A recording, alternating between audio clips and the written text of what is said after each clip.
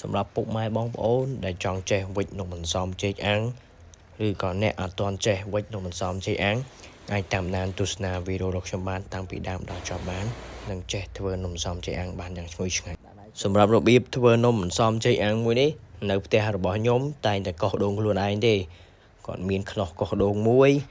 ហើយពុះដូងបានស្អាតលីងសបកលីងអីស្អាតយកមកកោសខ្លួនឯង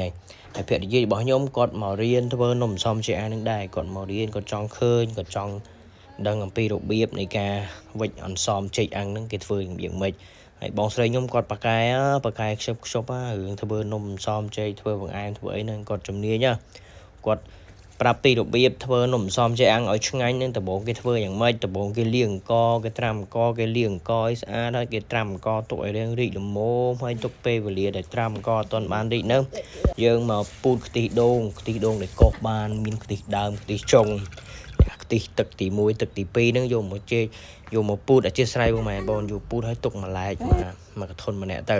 ហើយភរិយារបស់ខ្ញុំគាត់មើលហើយគាត់ដើរមកបញ្ចុកបបរកូនសិនកូននឹងឃ្លានហើយគាត់រៀបចំចុកបបរចុយហើយបងស្រីរបស់ខ្ញុំវិញគាត់ឆ្លៀតពូតទីដងពូតអីរួចរាល់គាត់មកកាត់ស្លឹកចេកគាត់ថាកាត់ស្លឹកចេកកាត់អីបានស្អាតយើងយកទៅហាលស្លឹកចេកហាលអីឲ្យបានទន់ល្មមហើយក៏លេខទៅខ្នោនេះវិញចាយដនទៀតកំពុងតែមេឃរភ្លៀងស្រៀងផងខ្នោធ្លាក់មួយប្រប៉ាន់ណានៃបន្ទាប់ពីរើសខ្នោទៅអីចិត្តបានស្អាតបាតហើយលឹកចេកយកមកដល់ផ្ទះយ៉ាងទន់ល្មមក្មួយខ្ញុំអីគាត់កាត់ជាមួយម្ដាយជាមួយអីគាត់កាត់លឹកចេកកាត់អីទុកវិចធ្វើជានំអន្សមចេកអាំងនឹងឯងហើយបងស្រីរបស់ខ្ញុំវិញគាត់ទៅស្រង់អង្ករ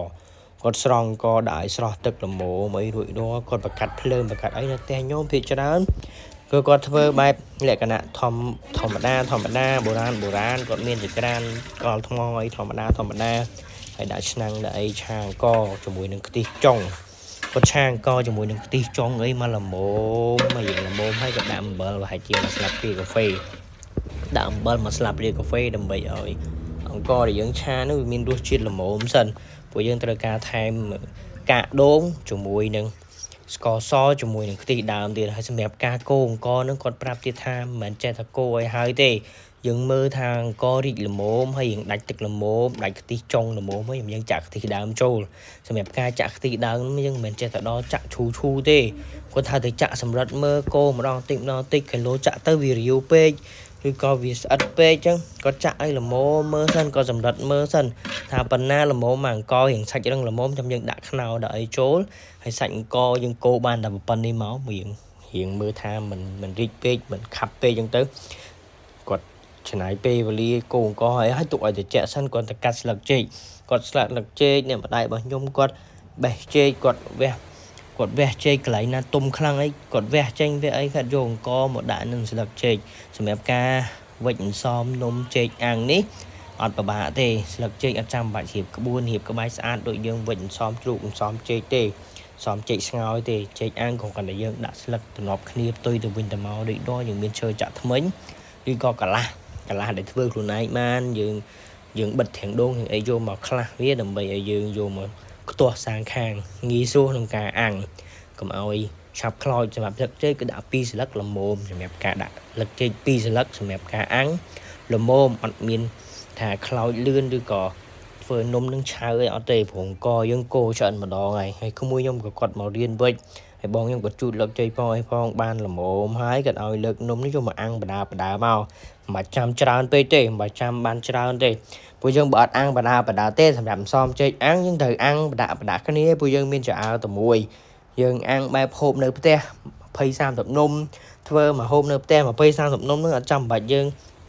អាំងម្ដងច្រើនទេព្រោះផ្សំចេកអាំងយើងអាំងបដាគ្នាចឹងឯងយើងដាក់តែមួយឆ្អើរមកអាំងប្រែប្រួមើលតែមកល្មមសកលមិនបងខ្ញុំគាត់អ្នកមើលថែកាំងអាំងឯងគាត់រៀនចំកូរអង្ករកូរអីហើយគាត់ទុកឲ្យកូនអីគាត់រៀនវិចរៀនធ្វើរៀនថាគាត់រៀនវិចឲ្យចេះថាវិចនំអន្សមចេកអាំងនឹងគេវិចរបៀបម៉េចគេដាក់ស្លឹកចេកមិនខុសត្រូវអីគាត់ប្រាប់ក្រោយហើយគាត់ប្រាប់កូនគាត់ឲ្យថានេះវិចអត់ត្រូវទេយើងត្រូវដាក់លឹកចេកចេះខ្ទាស់ចេះបានស្អាតដែរសម្រាប់ការវិចរបស់គាត់នឹងក៏ស្អាតដែរចេញមកគឺថាអាំងមកល្មមឆ្ងាញ់ឯងមើលតែពណ៌នំសម្បល់នំហើយសម្រាប់ការធ្វើខ្ជប់នឹងគាត់ហើយថ្ងៃនេះមានខ្នោមានអីលាយជាមួយទៀតថាល្មមរសជាតិនំថាឆ្ងាញ់ណា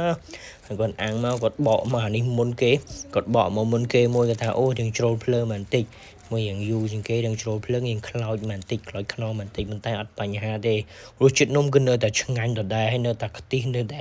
ឈ្ងុយជាមួយនឹងរសជាតិខ្នោទៀតថាឆ្ងាញ់ណារសជាតិសំអាំងជាមួយនឹងសាច់ខ្នោហ្នឹងហើយវីដេអូខ្ញុំថ្ងៃនេះក៏មានតែប៉ុណ្្នឹងឯងបើសិនតាឆ្លាញ់ឬក៏ចូលចិត្តសូមជួយ comment នៅក្រោមវីដេអូនិងជួយ share ឲ្យបាន